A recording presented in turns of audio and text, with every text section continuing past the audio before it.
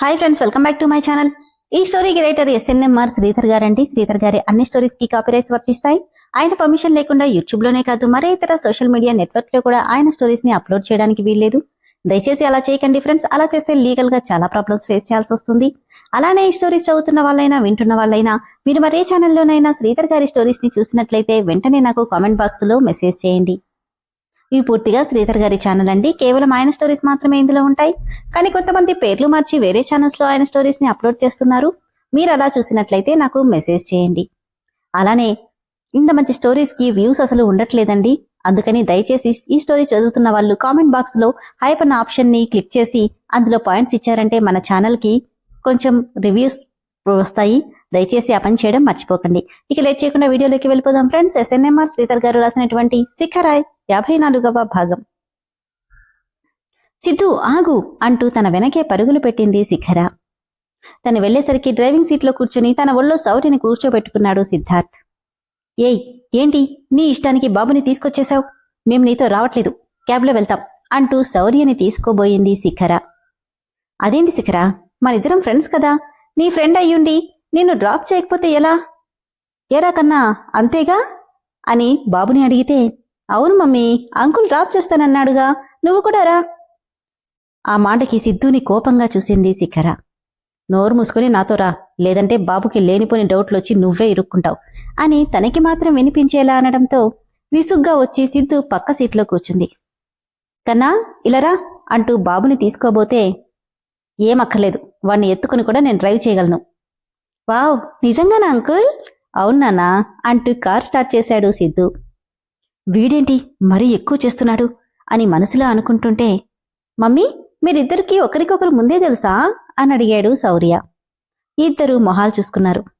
అది కన్నా మేమేంటంటే అని శిఖర ఏదో చెప్పబోతుంటే, అవునానా, మేమిద్దరం ఒకే కాలేజీలో చదువుకున్నాం అన్నాడు సిద్ధార్థ్. అయితే మమ్మీ, నువ్వు అంకుల్తో నన్ను మాట్లాడొద్దని ఎందుకు చెప్పావు? ఎందుకంటే అదేం లేదు నాన్నా, కాలేజ్ డేస్లో నేను మీ మమ్మీ గొడవ పడ్డాంలే, అందుకని మీ మమ్మీకి నేనంటే కోపం అంతే అన్నాడు సిద్ధు. అలాగా, కాని ఎందుకు అంకుల్? శిఖర వైపే చూస్తూ, ఎందుకంటే అప్పుడు నేనొక తప్పు చేశాను, అందుకే ఇప్పుడు సారీ చెప్పి కూల్ చేశాను, మళ్ళీ మేం ఫ్రెండ్స్ అయిపోయాం. వావ్ మమ్మీ, నేను అంకుల్ ఫ్రెండ్స్, నువ్వు అంకుల్ ఫ్రెండ్స్, సూపర్ మమ్మీ అని శౌర్య నవ్వుతుంటే, కన్నా ఇంతకీ గేమ్స్ ఎంజాయ్ చేశావా? ఓ, చాలా బాగా ఎంజాయ్ చేశాను. అంకుల్ నీకోటి తెలుసా, ఆడుకుంటుంటే ఒకటి నన్ను తోసేశాడు. అవునా, దెబ్బలేమైనా తగిలాయే కన్నా అని శిఖర కంగారుగా అడిగితే, లేదు మమ్మీ, నేను కూడా వాణ్ణి తోసేశాను అన్నాడు శౌర్య. తప్పురా, అలా చేయకూడదు. ఏం కాదు, వాడు నన్ను తోశాడు కదా, టిట్ ఫర్ టాట్, వాణ్ణి కూడా అలానే చేశాను అని శౌర్య నవ్వుతుంటే ఇద్దరూ మొహాలు చూసుకున్నారు. పళ్ళు బిగబట్టి, వీడిలో నా పోలికలు బాగా కనిపిస్తున్నాయి అని సిద్ధు అంటే సీరియస్గా చూసింది. నిజమా కాదా? ఏమో, చూస్తున్న నీకే తెలియాలి. ఆ మాటకి కోపంగా తన వైపు చూస్తూ కార్ స్పీడ్ పెంచాడు సిద్ధార్థ్. సమీర కాల్ చేయడంతో హడావిడిగా వెళ్లిన సాత్విక్ డైరెక్ట్ గా బ్యాంక్ వచ్చాడు. ఏమైంది సమీరా, ఎందుకు అర్జెంటుగా కాల్ చేసి రమ్మన్నావు? తన వైపే రెప్పకొట్టక చూసింది సమీర. సీరియస్గా ఏమైనా ప్రాబ్లమా? నిన్నే అడిగేది. కంగ్రాచ్యులేషన్స్ అని గట్టిగా అరిచేసింది ఒక్కసారిగా. సాత్విక్ నిలబడ్డ చోట ఆల్రెడీ పైన కట్టిన బెలూన్స్ పగిలి అందులో నుండి పూల వర్షం కురిసింది. అప్పటిదాకా కనపడకుండా ఉన్న స్టాఫ్ అందరూ ఒక్కసారిగా బుకేలతో బయటికొచ్చి కంగ్రాచ్యులేషన్స్ సాత్విక్ అని గట్టిగా అరుస్తున్నారు. తన మీద పడిన పూలన్నీ చేత్తో తుడుచుకుంటూ థ్యాంక్ యూ, కానీ ఏంటిదంతా అంటే, ఏం లేదు సాత్విక్, నువ్వు ఐపీఎస్ సెలెక్ట్ అయ్యావని తెలిసి నీకు సర్ప్రైజ్ ప్లాన్ చేశాం. నిన్ను రమ్మంటే రానంటావని అర్జెంటుగా మాట్లాడని రమ్మని చెప్పాను. ఓహో, ఏంటి సమీరా ఇది, ఏమైందోనని నేనెంత కంగారు పడుతూ వచ్చానో తెలుసా? సారీ సాత్విక్, ఐపీఎస్ అంటే మాటలా? ఆ హ్యాపీనెస్లో నిన్ను సర్ప్రైజ్ చేద్దామని ఇలా ప్లాన్ చేశా. ఈ ఒక్కసారికి వదిలేయ్ ప్లీజ్ అని బతిమలాడుతుంటే, అవును తనే కదూ, మేమంతా కూడా ఇలా కలిసి చేశాం, ఇదిగో కేక్ కట్ చేయి అంది సుష్మా. సరేనని నవ్వి కేక్ కట్ చేశాడు సాత్విక్. సమీర చనువుగా నోట్లో పెడుతుంటే వద్దని ఆపేసి తన చేత్తోనే తీసుకున్నాడు. సమీర కొంచెం డిసప్పాయింట్ అయినా తన గురించి తెలిసిందే కావడంతో పెద్దగా పట్టించుకోలేదు. ఒక్కొక్కరు స్వీట్ తినిపిస్తూ విష్ చేశారు. అవును సాత్విక్, ఇంత పెద్ద విషయం నాకు మాట వరుసకైనా చెప్పలేదేంటి? నేనే క్యూరియాసిటీతో ఓపెన్ చేస్తే తెలిసింది. అదా, రేపు బ్యాంక్ వచ్చాక చెప్దామనుకున్నాను సమీరా. మార్నింగ్ రిజల్ట్ చూడగానే ఇంకేం గుర్తురాలేదు. ఫస్ట్ శిఖర దగ్గరికి వెళ్ళి ఈరోజంతా హ్యాపీగా గడపాలనుకున్నా. ఆ మాటకి ఇప్పటిదాకా శిఖర దగ్గరే ఉన్నావా అని అడిగింది. అవును. కంటి నిండా నీళ్లతో నాతో ఒక్క మాటైనా చెప్పాలనిపించలేదా సాత్విక్ అని అడిగింది. అంటే సమీరా, అది నేను నిన్ను నా బెస్ట్ ఫ్రెండ్ అనుకుంటున్నా, కానీ నువ్వు మాత్రం నన్ను కనీసం కొలిగ్గా కూడా చూడట్లేదా? అదేం లేదు సమీరా. కళ్ళు తుడుచుకుని, ఇట్స్ ఓకే, నీకెంతైనా శిఖర తర్వాతే ఎవరైనా కదా. అఫ్కోర్స్ అనగానే నాకు కొంచెం పనుంది అంటూ అక్కడి నుండి వెళ్ళిపోయింది సమీరా. వెళ్తున్న తన వైపే చూస్తూ ఏమైంది అమ్మాయికి అనుకుని భుజాలెగరేశాడు. అవును, శిఖర ఇంటికెళ్ళిందో లేదో అనుకుంటూ ఆమెకి కాల్ చేశాడు శిఖరకి. డైరెక్ట్గా శిఖర ఇంటి ముందు కారు ఆపాడు సిద్ధు. నీకు మా ఇల్లు ఎలా తెలుసు అని అడిగింది. ఇదో రాజ్మహల్ మరి తెలియకుండా ఉండడానికి అని వెటకారంగా అన్నాడు. వీడు మారడు అనుకుని కార్ దిగి శౌర్యని విసురుగా లాక్కున్నట్టే తీసుకుంది.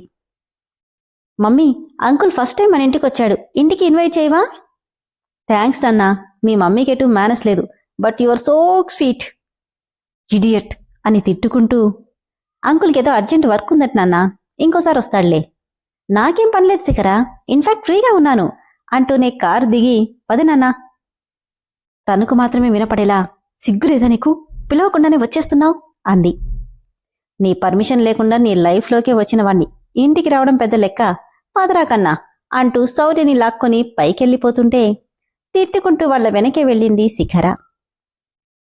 కిటికీలో నుండి వీళ్ళని చూస్తున్న వర్ధనమ్మ, హవ్వా, ఈ పిల్ల మరీ బరి తెగించేసింది. మొన్నటిదాకా వాడొక్కడూ వచ్చాడు, ఇప్పుడు మళ్ళీ ఎవరినో పట్టుకొచ్చింది. ఇలా వదిలేస్తే లాభం లేదు అనుకుని, ఏమయ్యా ఎక్కడున్నావు అంటూ లోపలికెళ్ళింది వర్ధనమ్మ. అక్కా అక్కా అంటూ శౌర్య డోర్ కొట్టగానే డోర్ ఓపెన్ చేసిన మీనాని చూసి, నీ పేరు మీనా రైట్ అన్నాడు సిద్ధు. అవును, కాని మీరెవరండి? శిఖర లోపలికొస్తూ, అంత అవసరం లేదులే మీనా, లోపలికి పద అనడంతో దీనికి పొగరు ఇంచు కూడా తగ్గలేదు అంటూనే ఫస్ట్ టైం శిఖర ఇంట్లోకి అడుగుపెట్టాడు Siddharth. Black and white colour ముచ్చటగా కనిపిస్తున్న 2 గదుల పోర్షన్. ఆ ఇంటిని శిఖర మెయింటైన్ చేసిన విధానం ఇంకా అందంగా కనిపిస్తుంటే, నైస్, చాలా బాగుంది అంటే కొరకొర చూసింది శిఖర. ఏంటా చూపు, ఇంటికి గెస్ట్ వస్తే కాఫీ టీ లాంటివి మంచి మర్యాద చేయడం తెలీదా నీకు? అవును మమ్మీ, అంకుల్కి వేడిగా టీ స్నాక్స్ తీసుకురా అని శౌర్య కూడా అనడంతో, వద్దులే నాన్న, అంకుల్ మన ఇంట్లో అలాంటివేమీ తినరు. ఏ, నీకు జబ్బులేమైనా ఉన్నాయా అని వెటకారంగా అడిగితే పళ్ళు పటపటా నమిలి చూస్తుంది శిఖర. లేదు కదా, నువ్వేం పెట్టినా హ్యాపీగా తినిపెడతా, వెళ్ళు, వెళ్ళి నాకు నా లిటిల్ చాంప్కి ఏమైనా తీసుకురా అని ఆర్డర్ వేశాడు. అవును మమ్మీ, బజ్జీలు చాలా బాగా చేస్తావు కదా, అవి తీసుకురా అని శౌర్య అంటే, అవునా అంటూనే కోపానికి ఎర్రగా మారిపోయిన తన చెక్కిళ్ళని చూస్తూ, నాకు బజ్జీల్లాంటి బుగ్గలు అంటే చాలా ఇష్టం అని సిద్ధార్థ్ నవ్వుతూ అంటుంటే చర్రున చూసింది. ఆమె చూపుకి తడబడుతూ, అదే బజ్జీ, పాపం బాబుకి తినాలనిపిస్తున్నట్టుంది, వెళ్ళి తీసుకురా అన్నాడు సిద్ధార్థ్. శౌర్య ముందు ఏమీ అనలేక సరాసరి అడుగులేస్తూ లోపలికి వెళ్ళిపోయింది. ఓహో, దీని కళ్ళకే గాని పవరుంటే నేను మాడి మసైపోయేదాన్ని, థ్యాంక్ గాడ్ అనుకొని, శౌర్య, నాకు మీ ఇల్లంతా చూపించవా? రా అంకుల్ చూపిస్తాను అంటూ చెయ్యి పట్టుకుని తీసుకెళ్లాడు శౌర్య.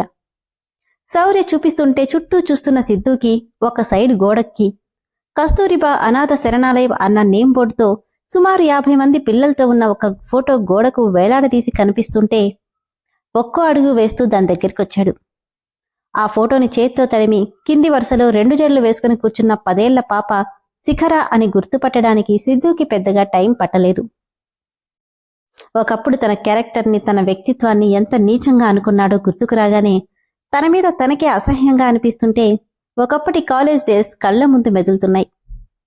ఒకే ఒక సంవత్సరం తన జీవితాన్ని ఎంతలా మార్చేసిందో. డాడీ దృష్టిలో తనని ఎందుకు పనికిరాని వాడిగా మారిస్తే మమ్మీకి తను చేసిన పని ఇప్పటికీ మనశ్శాంతిని దూరం చేస్తుంది. ఆ ఒక్క సంవత్సరంలోనే తనకెంతో విలువైంది దొరికింది. కాని దాన్ని అందుకోవడంలో ఫెయిల్ అయ్యానా, లేక తెలిసి తెలియని టీనేజ్లో తను చేసిన అల్లరి వల్ల అని ఆలోచనలో పడ్డాడు సిద్ధార్థ్.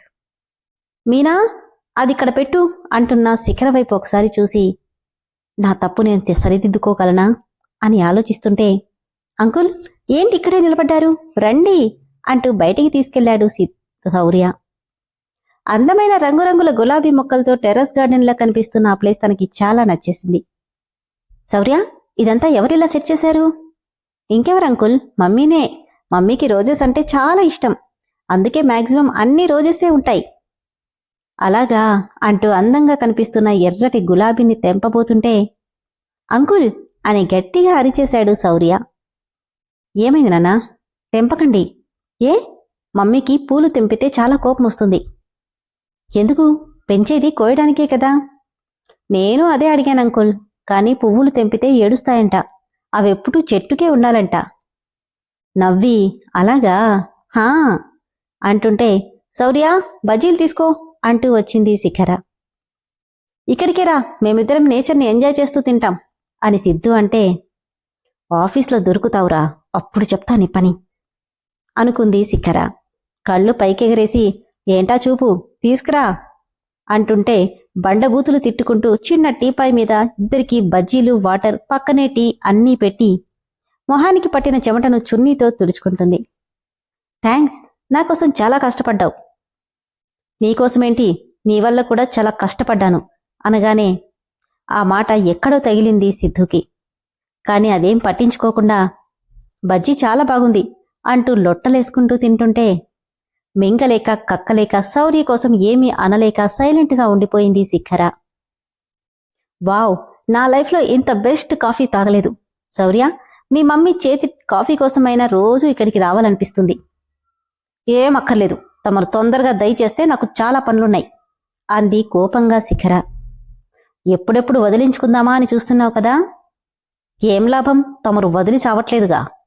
అంతలా తిట్టుకోకు, నీ శాపనార్థాలు తగిలి వెళ్లే దారిలో యాక్సిడెంట్ అవ్వగలదు అని. శౌర్యకన్నా, థ్యాంక్ యూ సో మచ్ నాన్న, నా కోసం మీ మమ్మీకి చెప్పి స్నాక్స్ పెట్టించినందుకు. పర్లేదంకుల్, మీరు నన్ను సేవ్ చేశారుగా, ఎప్పుడు మీరే ట్రీట్ ఇస్తారు, అందుకే ఈరోజు మేమిచ్చాం, అంతేగా మమ్మీ అని నవ్వుతూ అడుగుతుంటే వాడి సంతోషాన్ని చూస్తూ అవునని తలూపింది శిఖర. ప్రేమగా వాడి తల నిమిరి బుగ్గ మీద ముద్దు పెట్టి బాయ్ అని చెప్పి వెళ్ళొస్తా అంటే, వెళ్ళు, మళ్ళీ రాకు అంది పళ్ళు బగ్గబట్టి శిఖర. అదెలా కుదురుతుంది, మనిద్దరం థిక్ ఫ్రెండ్స్ కదా, అప్పుడప్పుడు వస్తూనే ఉంటా, వస్తా అని ఐ బ్లింక్ చేసి 2 అడుగులు వేసి మళ్లీ వెనక్కొచ్చాడు. శిఖర కళ్లల్లోకి అల్లరిగా చూస్తూ పక్కనే ఉన్న రెడ్ రోజ్ తెంపగానే, ఏయ్ ఏం చేస్తున్నావురా అని అరవబోయింది.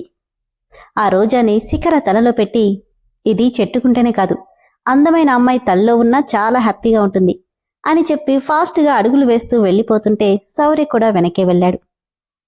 వాళ్లు వెళ్లగానే తల్లో ఉన్న రోజుని పీకి నలిపి పక్కన పడేసింది శిఖర. కోపం, బాధ కలగలిపి వస్తుంటే విస్సురిగా లోపలికి వెళ్లిపోయింది. విన్నారు కదా ఫ్రెండ్స్, మొత్తానికి సిద్ధు శిఖరని అంత ఈజీగా వదిలేలాడాడు, వెనకే నీడలా వెంటాడుతున్నాడు. చూద్దాం, తను అడిగిన ప్రశ్న శౌర్య తండ్రెవరు చెప్తుందేమో. చెప్తే ఏం చెప్తుంది, అదేంటో మీకు తెలిస్తే నాకు కామెంట్ బాక్స్లో మెసేజ్ చేయండి. అలానే ఫ్రెండ్స్, మన ఇంత మంచి స్టోరీస్కి వ్యూస్ అయితే చాలా చాలా తక్కువ ఉంటున్నాయి ఫ్రెండ్స్. కాపీ చేసి చేస్తున్న స్టోరీస్కి ఎన్నో వేల వ్యూస్ వస్తున్నాయి. కాబట్టి దయచేసి కామెంట్ బాక్స్లో మీకు హైప్ అనే ఆప్షన్లో పాయింట్స్ ఇచ్చారంటే మన ఛానల్స్కి కూడా వ్యూస్ పెరిగే అవకాశం ఉంది. దయచేసి ఆ పని చేయడం మర్చిపోకండి. అలాగనే స్టోరీ నచ్చిన వాళ్ళు దయచేసి మెంబర్షిప్లో జాయిన్ అవ్వండి. Thank you.